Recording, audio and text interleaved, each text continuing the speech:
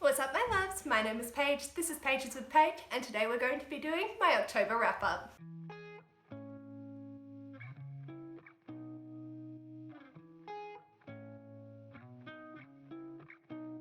Before we jump into the video, don't forget to use my code PAGE10 at the Bookish Bean Co. That will give you 10% off your order for any bookmarks, candles, and book sleeves.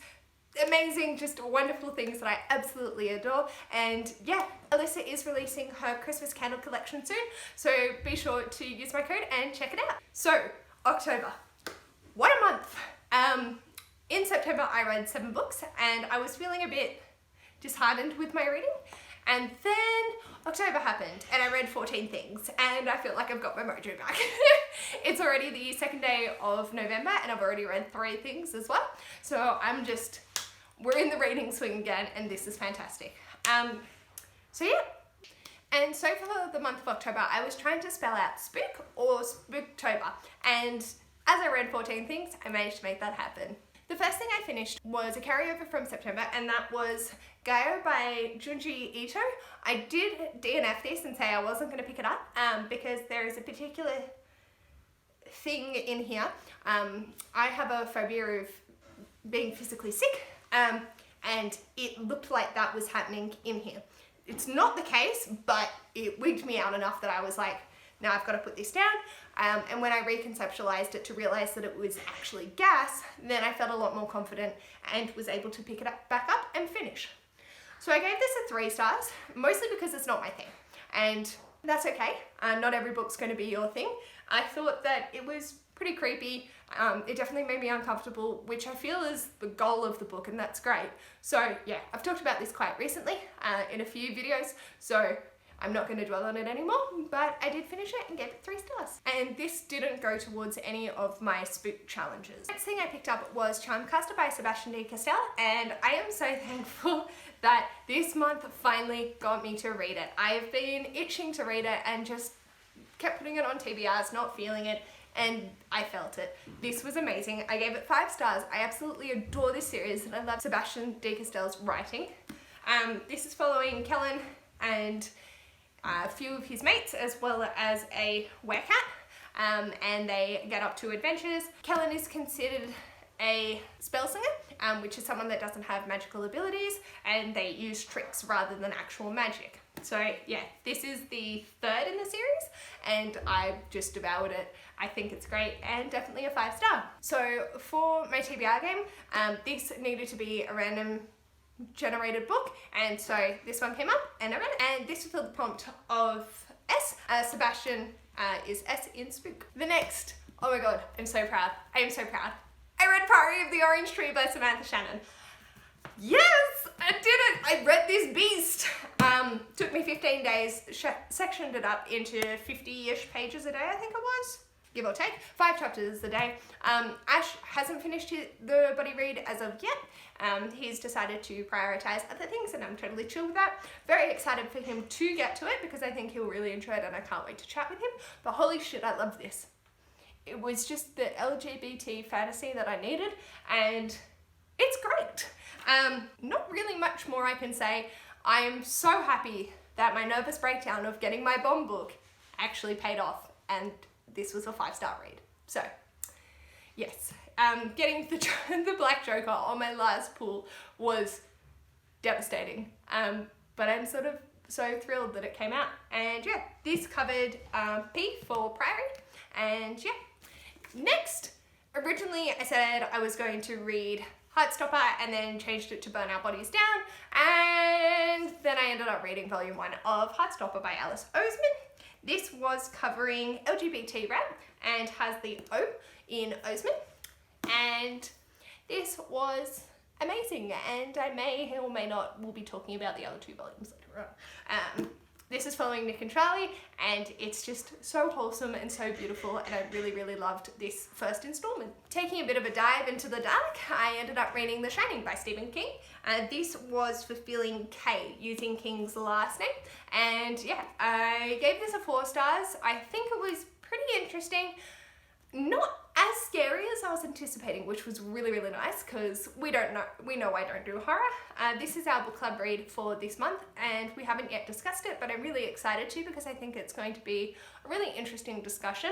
Ash and I were talking about the movie and we can understand why Stephen King doesn't like it. I am not going to watch it because I don't do with visuals.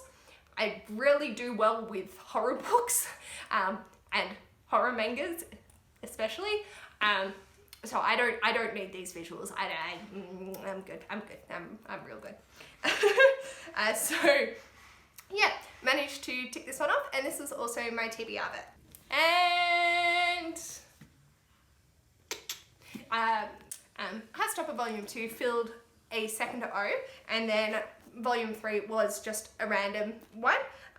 Both amazing. I love it. Their trip to Paris was adorable and I loved everything about it, and I'm so excited to see how the story progresses because in the third volume Charlie's eating disorder becomes a bit more pronounced and starts to be a topic of conversation, and I'm really curious to see how Alice Oseman continues on with it.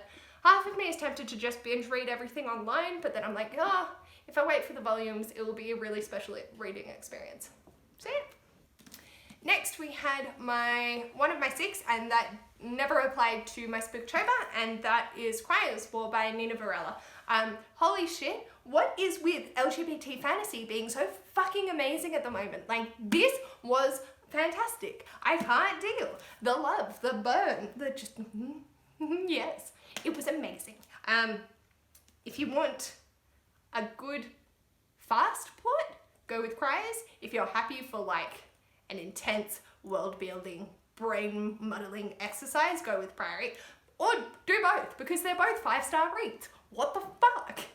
This month was amazing for LGBT fantasy, apparently. And this is a very shiny book. I believe this came in the Alcrate edition. And as stated, this didn't go towards any of my prompts. It was just one that I had to read from the TBR game. Oh god. So next was Princess Bride by William Goldman, and I gave this a 2-star, and literally that's only because of my fonded memories to the movie, Fesnik and Inigo.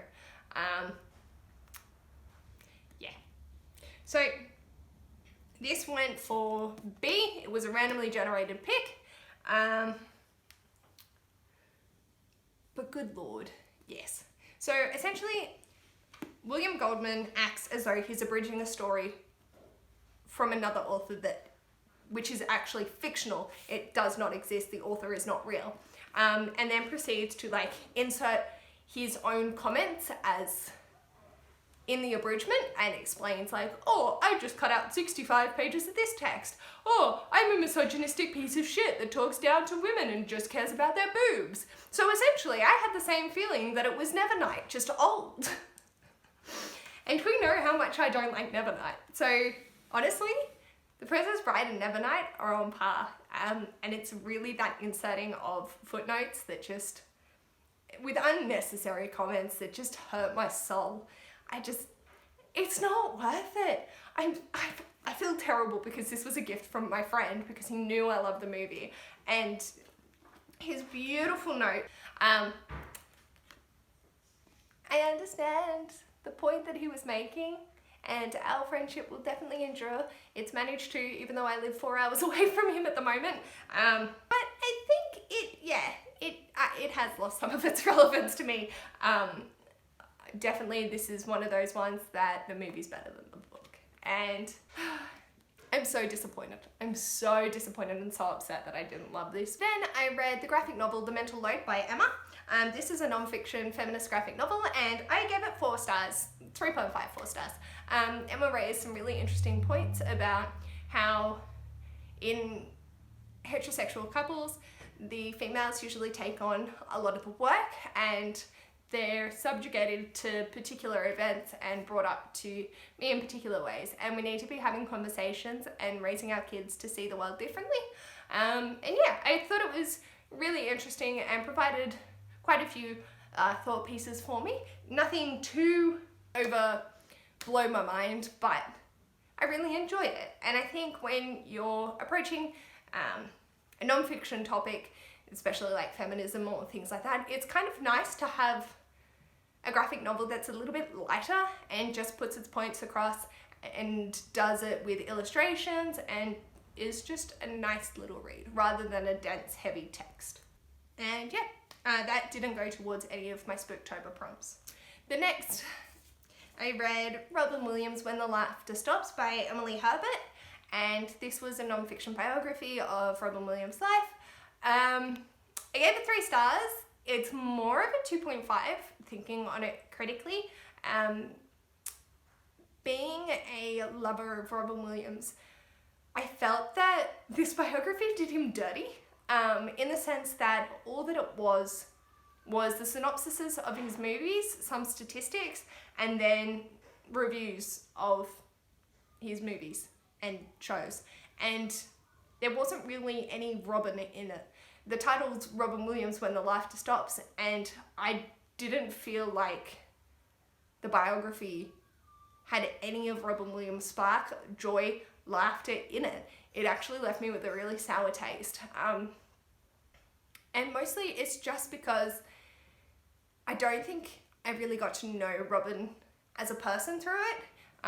It was all just very what the media says, and that's that. I feel like there could be better biographies out there, and I hope that there are, and I'm definitely interested in reading more. I was saying to Ash, like, if I needed to go to a book to have random trivia facts about Robin, I know what's in this book, and I would still prefer to read like the 600-page chonker that exists, because I feel that that will give me what I'm after. I wouldn't go and reread this one because I already know that it's not the information I'm after, and that's a little bit sad, because I want to be able to go back to a book and be like, oh yeah, this is a random fact that I pulled from it. No, nothing like that. So yeah, this fulfilled art in Spooktober, and yeah. Then my loves, then The Archive of the Forgotten. Ash ordered this, and by AJ Hackworth, and I'm just so excited I can't even words, because just holy shit, I love this. LGBT fantasy following our beautiful collection of morally ambiguous creatures and humans.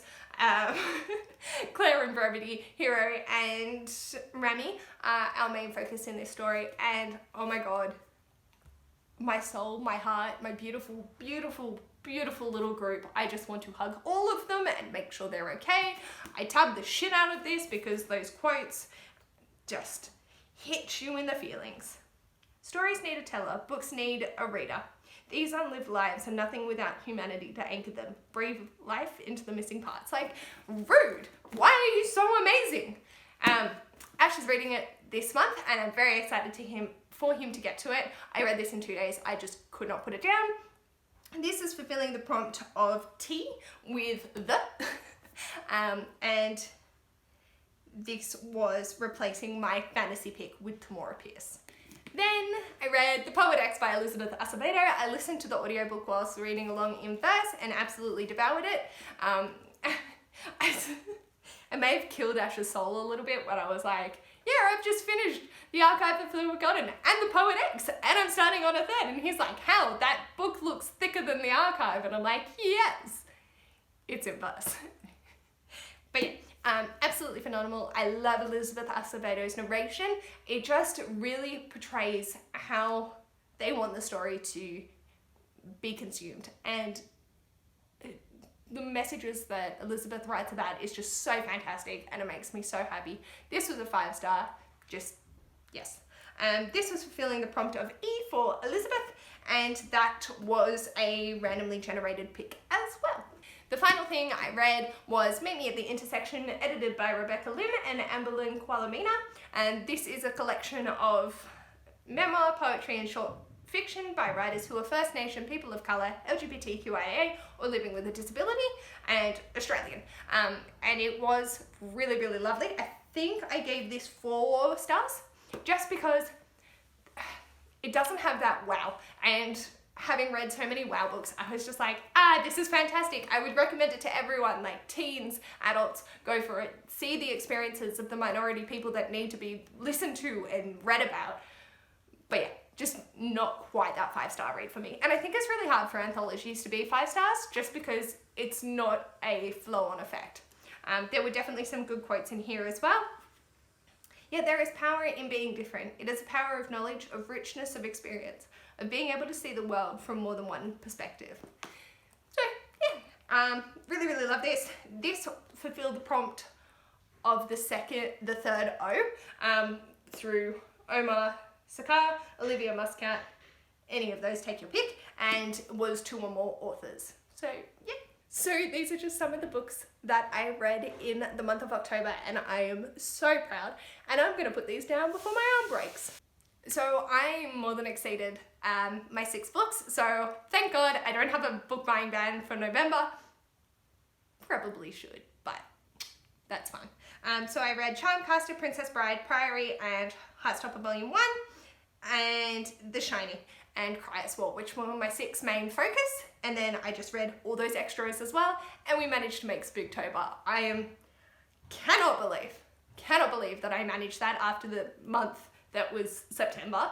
I was sitting there at work today going, why did I read so many books? And then I realized my master's finished in like the 2nd week or the 1st week of October. So that's why I read so many books. And yeah, just back on that reading spree and loving it. So don't forget to use my code PAGE10 at the Bookish Bean Co to get 10% off your order. And let me know in the comments, how did your October reading go? Did you read all the spooky things? I read 2 horror books. 2! I never read horror. I actively avoid it like the plague. One I enjoyed, one I was uncomfortable the entire way, but that's fine. And yeah, if you like this video, feel free to give it a thumbs up. And if you'd like to see more of this mess, feel free to subscribe. And I'll hopefully see you in my next video. Bye!